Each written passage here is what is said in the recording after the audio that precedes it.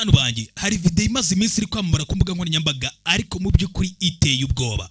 Valerie Marquez w'imyaka 23 wari umukobwa ufite iterambere ukiri mutoya ushaka kwamamara ndetse ari kugenda amenyekana. Ibi ngibi yari amaze kugera kuri byinshi ni nyuma yuko ari amaze gutindira amarushanwa ya Miss Face Beauty Pageant yabaye mu 2021.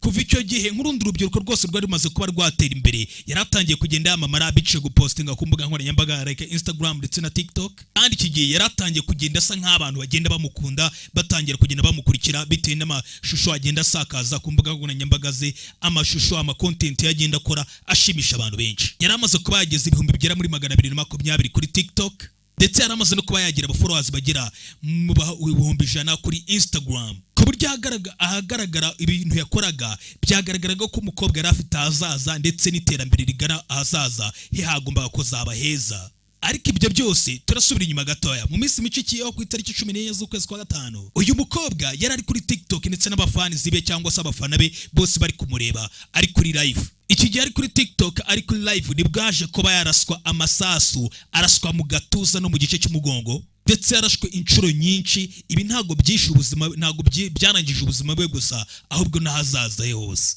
Aha bamurasiye ari kuri live ya TikTok, abafana be batangira kugira ubwoba, ibaze ko yahise yitura imbere yabo bakomeza kureba. Ibihuha bitangira kuza ari byinshi, batangira kwibaza impamvu yaba yiciwe kuri live, impamvu yaba arasiwe kuri live. Ibi byaje gutera ibihuha byinshi bitangira gutangira ubwo yaraswaga kuri tariki 14 z'ukwa gatanu. Bari kwibaza ese ninde waba yakoze ibintu nk'ibi ngibi, ese yaba yarashwe na ba Kalteri cyangwa se yaba ari inshuti ye yaba yamugambaniye. Abantu benshi bakomeza kwibaza ese Valerie yaba yarakoze iki ku buryo umuntu ashoboye kuba yakifuza kumwica kuriya ariko live. Iyi video yaje kwamamara ku mbuga nkoranyambaga, amakampani ku rwego rw'isi atangira kugenda postinga iyi video y'uyu mukobwa yari yafashwe igihe ari live. Ibitangazamakuru byinshi bigenda byandika umunyamexike w'umu-influencer Valerie Marquez yarashwe mu mutwe igihe ari kuri TikTok, batangira kugenda babyandika ndetse abantu benshi batangira gusaba ko iyi video yakurwa kuri internet. Iyi nkuru yativugwa amagambo menshi, babivugaho byinshi bitandukanye. Ni nejo bundi rwose na amisi myinshi ciyo. Iyi ni inkuru yese yamamara mu kanya gatoya cyane ita yamamara ku rwego rw'isi hose. Ariko rero bimwe muri ibyo bibazo wari kwibaza bimwe rero nibyo ugiye kuba wasobanukirwa kano kanya. Ariko kuri kwibi bintu byose byinjiyemo ni ibintu biteye ubwoba kuruta nuko mbere wabitekerezaga. Kugira ngo tubyinjire muri ese rero kamanze ngusaba ibanze kuri like na subscribe ubanze usobanukirwe byibishi kuri ibi ngibi. Reka tubyinjire mu byose. Ni William Future. Ubundi hamwe mu hantu uyu Valerie Marquez yakunda kuba yakorera stream cyangwa se akabasha kuba yagera live bari kuri TikTok, yakunda kubikorera muri salo ye nziza yabagiri muri Zapopan aho ngaho ni muri Mexico. Kuwa gatatu nibwo wari umunsi usanzwe ari kuganira n'abandi bantu bakunda kumureba ku mbuga z'inkoranyambaga igihe ari kuri live ari kugenda asubiza ibibazo byinshi bitandukanye bamubaza agasubiza. Yari ari kuri live nk'ibisanzwe nk'abantu mujye musanga bari kuri live. Iki gihe kuri live yari ari kuvuga ko ategereje umuntu umwe mu nshuti ze wari bumuzanire impano ihenze. Kandi iyo message niyo mpano bari bamwohereje yavuga ko ari buze kuyakira ari uko umuntu ayimuzaniye, aravuga ngo aramutegereje. Ubona ko yari kuri salo ye cyangwa se ahantu yari asanzwe akorera kuri salo nyine, salo yandi bajya bakorera mu nyine. Aha ndetse avuga ko yari agiye kwakira impano ihenze cyane, yari bwakire kandi umuntu ayimuzaniye. Tagira ngo ibintu banzo bishyire mu mutwe rero nyuma yo kureba iyi video nari imberetse gatoya muri screen. Usanzwe yakunda kuba yavuga ibijyanye no gukora nandi mabrand agiye atandukanye ndetse yaba ari no muri salo y'ubwiza akakira n'impano zihenze. Yari salo nyine y'ubwiza yandi bakoramo ibijyanye n'ubwiza ndetse akenshi akagenda yakira n'impano zimwe yagiye ahabwa n'abafana be mu gihe abaga ari kuri live nyine. Ibyo bitangwa no streaming. Ibi byasaga nk'ari ibintu bisanzwe nyine atari ibintu byatari nyine, byabaga ari ibintu bisanzwe asa nk'ategereje nk'ibisanzwe nyine kuko undi muntu abyuka buri munsi akigera kuri live yaba ari mu kazi cyangwa se ari muri salo bisanzwe nta kibazo. Ariko kuri iyi nshuro birasa nk'aho impano yari ategereje bari bamubwiye ngo ari buze kwakira yari isa nk'aho itinze kuba yahagera. Rero iyi Imana imaze gutinda isa nk'aho iri gukererwa cyane. Ibi ngibi atangiye kurambirwa, atangira guhitabwira bari kumukurikira kuri live arababwira ati ndasa nk'aho ntangiye kurambirwa, birasa nk'aho bugiye kwira, reka ngiye kwigendera. Avuga ko byari bimaze kuba byagera saa 12:30 z'umugoroba. Ariko akaba ari indi nshuti ye turi buze kuganira mu isegonda rimwe gato imbere gato, yitwa Vivian, nawe ni icyamamare. Uyu nguyu Vivian yaje kumwinginga aramusaba kenshi, aramubwira ati bugumye hano gatoya impano iri buze kuza. Ariko ako kanya akimara gutegereza akanya gatoya hari abagabo bahise babiri bahagera baza kuri moto kuri iyo salo. ariko ngabo bagabo baraje yaba ari Valerie cyangwa se yanshuti ye ntago bigeze babasha kuba babareba mu maso babagabo ahubwo barongera barigendera. Ahangaha nanone nibwo Valerie cyangwa se uyu nguyu Valerie uyu mukobwa yaje guhita avuga ati ese iyo mpano nategereje kuki itarahagera. Abivuga kuri live. Ako kanya nibwo kuri live yahise avuga ati ese aba bagabo ko nta mpano bari banzaniye bagiye. Aravuga ati ese bari baje kunshimuta cyangwa. Maze rero nyuma y'akanya gato akimara kuvuga ibyo bintu hari umwe muri babagabo bari bagiye, umwe yaragarutse ahitaza uwo mugabo arabaza ese niwe bita Valerie. Iki gihe nibwo uyu Valerie yahise asa nkavuga ngo yego ndi Valerie, maze ahita mutinga, ibyo bita kummutinga kuri live, ku buryo aba bari gukurikira kuri live ntago abasha gukurikira amajwi y'ibyo bari kuvuga. Maze asa nkaho agira n'ibiganiro n'uwo mugabo yamunyutinze live, ku buryo ntabwo abantu bari gukurikira bari bazi ibyo bari kuvugana. Akanya gato nk'ako guhumbya mu gihe Valerie ari aho ngaho nibwo bamurashe inshuro nyinshi mu gatuza ari mu mutwe. Ako kanya ahita yitora ku meza yari ariho, n'ubundi telefone isa nkaho yari imbere yose yitura imbere ya live, apfira imbere y'abafana be bose bari kumureba. Afite n'impano yari yakiriye mbere yaho gatoya, impano yari yakiriye. Icyo gihe rero yagumye hano live ikomeza kugumaho, ariko amaraso bwari kuvirirana hose, abantu bari gukurikira live bari kuri ibintu babonye ari ibintu bidasanzwe. Umukobwa apfiriye live kugeza igihe ya nshuti yindi yari yamubwenga gumaho ngaho yaje ifata telefone itikora kuri live. Aho ngaho ni sura ye yayisizamo ya nshuti ye itigaragara. Uko ne nababwiye iyi video yahise yamamara ku rwego rw'isi, yamamara ahantu henshi, yewe n'ibindi bitangaza makuru byinshi bikomeye bitangira kuvuga ati iyi video batangire kuyisiba kuri internet. Abantu benshi rero hano nibwo batangiye kuza bazana inkuru nyinshi bavuga ati uriya Viviane ashe kuba yaragambaniye inshuti ye Valerie, kubera ko yakomeje kuba yasaba Valerie amubwira ati Valerie we bugumye hano utegereza uze kwakira impano yawe. Ndetse hari n'indi video y'unguyu Viviane yari yarapostinze amezi abiri aciyeho igaragaza abo bombi basa nkaho bari guserera, maze yandikaho amagambo avuga ati wareba ukuntu dusa nkaho twishimye hano cyangwa se tubiguwe neza, ntago bisa nkaho wagira ngo ngenehe dusa nkaho duhanganye twirwa turwana hafi gupfa. Ibi ni amagambo Valerie yari yarapostinze amezi abiri aciyeho, ariko umwe n'uyu Viviane bari muri video imwe basa nkaho avuga ngo wabona twishimye gutya ntago wamenye ibibazo bihambaye twirwa duhanganye nabyo cyangwa se nge nawe buryo twirwa duserera. Rero ibingibi byose abantu benshi batangiye kuvuga ati Viviane niwe wagambana inshuti yawe barayica bayicira live, ibintu bikomeye. Ibi byahise bituma rero Viviane nawe agira ikintu atangira kuba yatangira kwiregura, aca kuri TikTok ndetse na Instagram agira ati aravuga ati ibi bintu byose muri kunshinja ntabwo ari byo, kandi ikindi ngewe yari inshuti yanjye magara ntabwo nari bumukore ibintu nk'ibyo. Kandi ikindi aravuga ati erega namufataga nk'umuvandimwe wanjye, nkamufata nkaho ari sister wanjye, kandi ikindi zino mpano bajyaga bamuha ni impano zari zigize bumwe mu bucuti bwacu, ko barazimuhaga n'abandi bakazimuha, byari ibintu byiza bigaragaza ko ari imibanire myiza dufitanye. Kandi ikindi aravuga ati kuba naramushishikariza kugira ngo ategereze impano byari ibintu bisanzwe nk'inshuti yanjye mwifuriza kugira ngo atarambirwa abyakire, nkuko n'ubusanzwe yajyaga yakira impano azikuye mu bafana nta bidasanzwe. Ahangaha rero aravuga ati ni video igaragaza ndetse afunga live, wandi wafunze live we yaje kubihakana, aravuga ati uyu nguyu ntabwo ari njyewe wagaragaye muri ya video, ahubwo n'umukozi bita Erika. Ariko inzego za leta cyangwa se inzego z'umutekano ntabwo zigeze zibasha guhita zivuga abakekwa kuba bakoze ubwo bwicanyi. Ariko nubwo bimeze gutyo ngiye guhita nkubwira ibindi bintu ugiye guhita utungurwa umenye ko ibintu byose byagenze. Ikindi ubushinjacyaha bw'igihugu bwahise butangira guhita buvuga ko batangiye iperereza, kandi bagiye gukora iperereza babanze barebe koko niba ibyakozwe atari icyo bita ngo ni femicide. Femicide ni ubwicanyi bubaho bwo kwica umugore cyangwa se abagore ushingiye ku gitsina cy'umuntu, cyangwa se ushingiye kuba ari abagore cyangwa se ku zindi mpamvu, ariko nanone witwaje kuba ari umugore. Ibi ngibi rero ntabwo ari byo babashe kuba bavuga ko iri perereza babashe kuba bagaragaza byonyine mu iperereza babashe gukora ubushinjacyaha. Ikindi polisi yo nayo ntabwo irashyira hanze mu ukekwa ko yaba yarakoze iki cyaha cyo kwicura mukobwa Valerie, ariko itangazamakuru rya hariya riri lokali ryo ryamaze kuba ryavuga ukekwa. Baje kuba bavuga ko umugabo ukekwa ari uwo bita ngo ni LRR. Deri inzego z'umutekano zaho ngaho zageze zemeza ko uyu mugabo LRR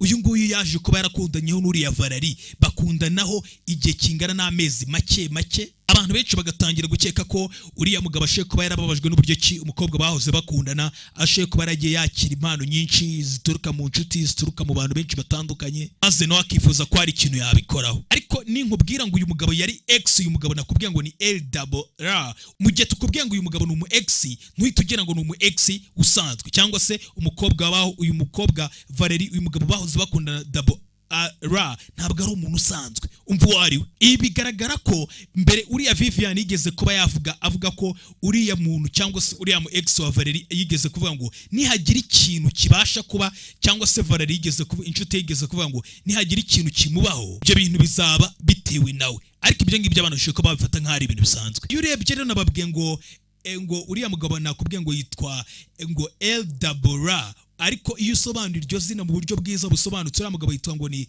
Ricardo Ruiz Velasco.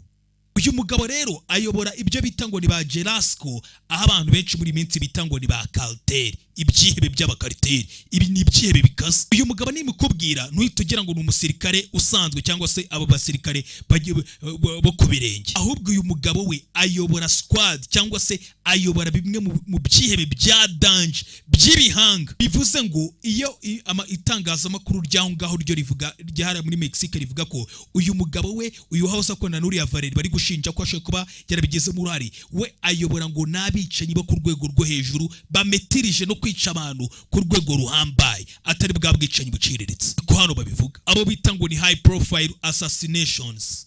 Kandi cyane ibyo babikora mu rwego rwa gisirikare, bameze nk'abasirikare. Ibaze ko abo bagabo ngo bigeze kuba baturitsaho indege z'amahelikopteri bifashishije abiyo bita ngo RPGs. Uyu mugabo rero mu yandi magambo ni umwe mu bagabo ngo w'umuhanga ngo mu kuba yaburisha abantu bakaburirwa irengero. LRR. Uyu mugabo rero LRR mukubwiye uhita utangira kubana ngo ibitangazamakuru byahariya bitangira gukomeza bivuga ko uriya mugabo yagiye agira uruhare mu kuba haraburiwe abantu benshi irengero, ndetse n'ibyamamare byinshi byagiye bipfa. Cyane cyane hari nk'igitangazamakuru ndahita nyishyira muri screen aho ngaho urahita ukibona, bigenda kibivuga ko uriya mugabo ntabwo ari ibya mbere. Uriya mugabo ngo bamwita ngo Ricardo Ruiz Velasco, ngo izina rye risa nkaho rihura ngo n'umubare w'abagore bagiye babura nko mu mwaka wa 2012 n'ahandi henshi. Ndetse ibinyamakuru byahariye bigenda bivuga ko ni umwe mu bagabo w'ikihebe cyambere hariya muri Mexique mubi cyane. Izina ry'uyu mugabo ryagiye ryamamara kenshi mu bitangazamakuru byahariya, ngo ariko bakaba bari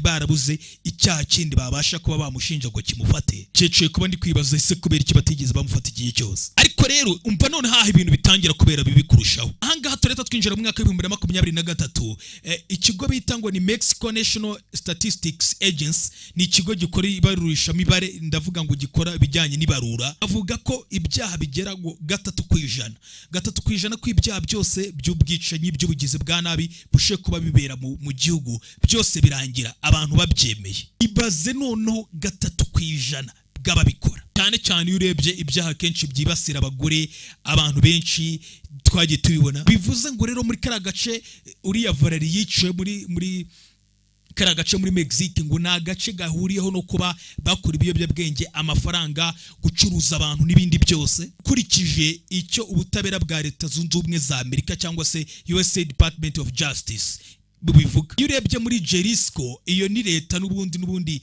iriya Zipopani iherereyemo ahantu umukobwa yiciwe, ahangaho usanga ariyo n'ubundi ariko gace gasa nkaho kabarizwamo abakariteri benshi mu gihugu cyose cya Mexique. Iyo rero uvuye aho ngaho ukagenda ibirometero 50, aho ngaho ngo niho usanga noneho ikibuga cyitorezwamo n'abakariteri, aho batangira kwitoreza imyitorezo yabo ya gisirikare. Avuga ko ibihumbi bigera muri 15 byaburiye muri iyo leta, kandi nibyongera kuboneka biburirwa irengero burundu mu mwaka wa 2018. Ibaza ibyo bintu nawe n'ubusazi. Ibihumbi 15 bikabura mu mwaka umwe mu 2018 bikaburirwa irengero burundu. Uyu numwe mu mubare nawo bwawe kwiyumvisha birarenze biteye ubwoba. Bingibi ntabwo ari bya bibera muri quartier kwica gusa, ahubwo abantu bakaburirwa irengero burundu handi ubura umuntu numenye ngo byagenze bite. Ibihumbi 15 uranyumvira? Dukurikije leta ya Jalisco ivuga ko byibuze 90 kwijana kw'ibyaha byose ni bimwe mu byaha bibera hariya muri Mexique ntibibashe kuba byitangirwa ikirego cyangwa se ngo bikorerwe iperereza. Bibaze ko bavuga ngo state attorney umukuru wavuga ngo ni nk'umushinjacyaha mukuru w'igihugu, nawe bahora bamushinja ko wavuga ngo afite ahuriye n'abakariteri ku buryo arababembekerereza. Abantu benshi bakavuga ati niyo mpamvu bene ibyaha biriya bikomeza kuba muri Mexique ugasanga bitabasha gukemurwa. Kuri guhari rero nuko ushe gutangira kwibaza ese nibiki byabaye kuri Valeria uriya mukobwa wiciye kuri TikTok ejo ni ku itariki 14 z'ukwa gatanu. Cyo nakubwira nuko biriya bintu atari ibintu bisanzwe. Umunsi uyu mukobwa yiciweho uwahoze ari congressman